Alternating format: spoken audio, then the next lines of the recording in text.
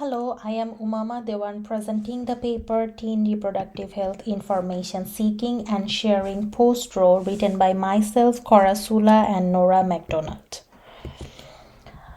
In the summer of 2022, the United States Supreme Court's decision in Dobbs versus Jackson overturned the protections of Roe versus Wade, resulting in laws that ban or heavily restrict abortion in many states. Since then, new laws are being proposed that limit the travel of minors to states where abortion is legal. The landscape of risk is complex and it is expanding. But even long before that, teens in the US were not getting reproductive health education that they needed. Reproductive education is lacking in states where abortion is restricted or banned, leading us to wonder how are teens learning about their reproductive health, particularly those residing in regions where it may be risky to seek out such information. So, in our research, we asked the following question: how do teens navigate reproductive health information seeking post-Roe? To answer this question, we used the following methods. We did qualitative interviews with 15 US teens aged 13 to 17 from a US panel. We have received parental consent before screening these teens for the qualitative interviews. We have tried to ensure diversity in sampling based on race, sexual orientation, and state they are from. And given the sensitivity of topic and participant population, we took additional privacy precautions which are detailed in our paper. Our findings focus on three areas: current practices of teens seeking information about their reproductive health online and offline, practices reported by teens after the overturning of Roe, and privacy concerns expressed by teens focusing on categories of risk including sexual activity, state law, politics and social repercussions, age and family values. For current practices, teens describe three main areas where they get their reproductive health information. These three sources are formal education, personal network, and online sources of information. When it comes to formal education, while most teens say their reproductive health education is sort of blunt, those in the South in particular say they don't really get the information they need. As one teen told us, public education systems, particularly in the South, have issues with properly telling the young people about reproductive health and reproductive health options, which then creates a population that doesn't really know much about it. When it comes to personal networks, teens say they primarily turn to their mothers, though some will even go to siblings, teachers, and doctors. As one teen told us, I went for reproductive health advice from my mom just because she is also a woman, so she would know what our minds are going through. When it comes to online sources, teens say they turn to social media, Google Scholar, and Planned Parenthood. They find social media really valuable for content that they can relate with and to learn what others are worried about. But interestingly, they view social media sources as different and often use more scholarly articles or reputable sources like Planned Parenthood to check what they see on social media. Indeed, teens worry about being misinformed, and so they will sometimes cross-check a source or fact seen on social media by using Google and or Google Scholar searches. Websites ending in .gov, .org, or .edu were deemed to be more trustworthy.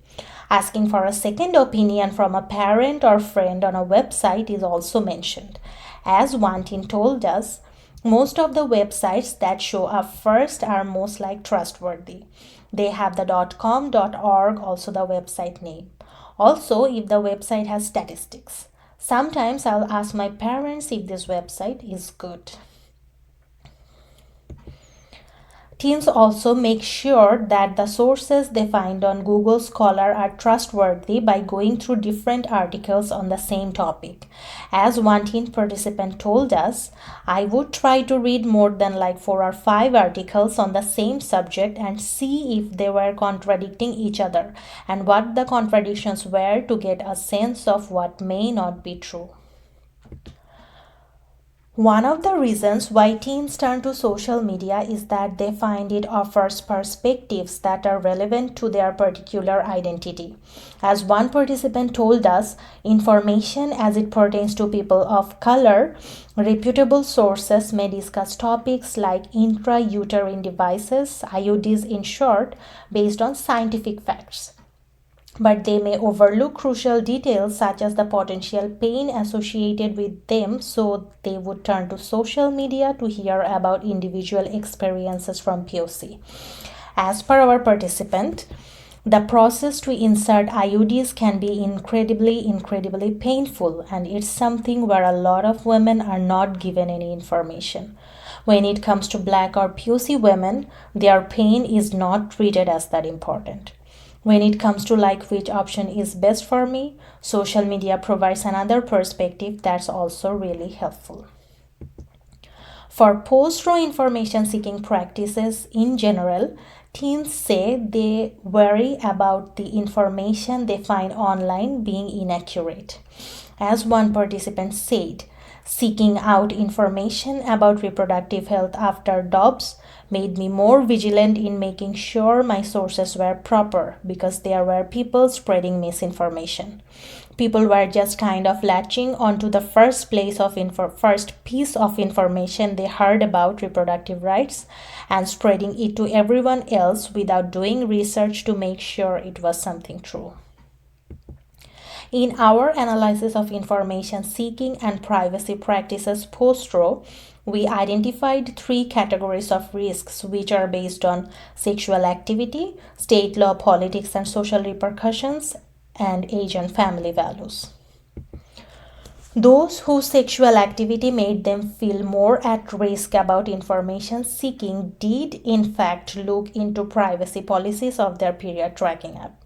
While they ultimately did not delete their app, they recall telling friends who were sexually active to do so. As one of our teen participants said, I have a period tracking app. I think I saw something on TikTok where you should stop sharing your data because the specific app I use will send it back to the government. I looked into that a little bit. I think I decided that I was going to keep using the app, but I told my friends about it and some of them decided to stop because they felt it was intervening into their privacy. I think the main difference is that I am in no danger of being pregnant.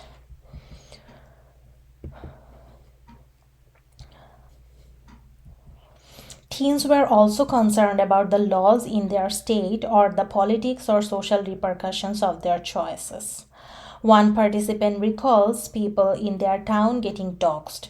This had a chilling effect on their online information seeking practices. As our participant told us, I definitely try to avoid getting reproductive health information online. I try to avoid putting my name and information into too many things like in certain organizations because I fear kind of my name getting out there sort of thing and getting harassed. Because I knew that there was a Roe versus Wade protest in my city and a lot of the people who were there, their names got out and doxed to a pretty right-winged group and bad stuff happened to them. The social repercussions also shut down conversations between friends, which was once a source of information. As our participant mentioned to us, when the topic of abortion law gets brought up between me and my friends, it's like sort of uncomfortable, like it's just kind of difficult for us to talk about without getting in an argument or something like that.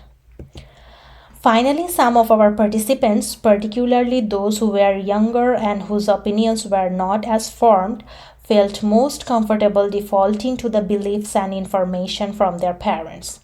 As our participants said, So I guess like I understand both sides, pro-life and pro-choice, based on what my friends have said, what I learned about in school and from my family. I have like mixed feelings about it because I'm a practicing Catholic, and so a lot of my thoughts on this issue are very different from what my friends think. We conclude our paper with some guidance for providers of reproductive information and ACI scholars to consider. First, it needs to be made sure that content connects with teens' lived experience. Teens are in fact discerning about information they find but struggle when the information seems to ignore their experience. Reproductive information distributed by organizations in the position of authority may want to consider including more narratives that teens identify as lived experiences. Teens also need help searching for information. They often describe encountering misinformation that made it hard for them to know what to trust. And we noted in our paper that many didn't go beyond the first few search returns in Google. At the same time, others described finding several papers on a topic to cross check. Teens may need tools for better research and to avoid misinformation beyond the outdated.org type of things. Relatably, teens need help centering privacy into their research. Many of them tried and failed to fully grasp the risks that are associated with their online behavior, but were somehow attuned with contextual risk like sexual activity or state laws. Teens need help navigating their health information alongside relevant privacy information. One important takeaway is that teens are largely unaware of the way that their technology usage can be used to track their reproductive health and the way that laws are evolving and being tested to prosecute those who support minors in seeking abortions. Teens need to understand their threat model outside of just their period tracking apps. Future work should more critically investigate threat modeling among teens. And of course, teen reproductive health literacy is an important first line defense against prosecutorial repercussions. But teens' information and privacy needs varied based on risks stemming from social and legal concerns associated with one's geography, sexual activity, family, and cultural contexts, as well as identity. We need to take this into account when designing reproductive health technology solutions. Such solutions need to be attuned to educational needs as well as to the risk factors that contribute to one's ability to learn about their reproductive health and the risks they may encounter. Thank you for listening. For more details, please access our full paper via the link provided here.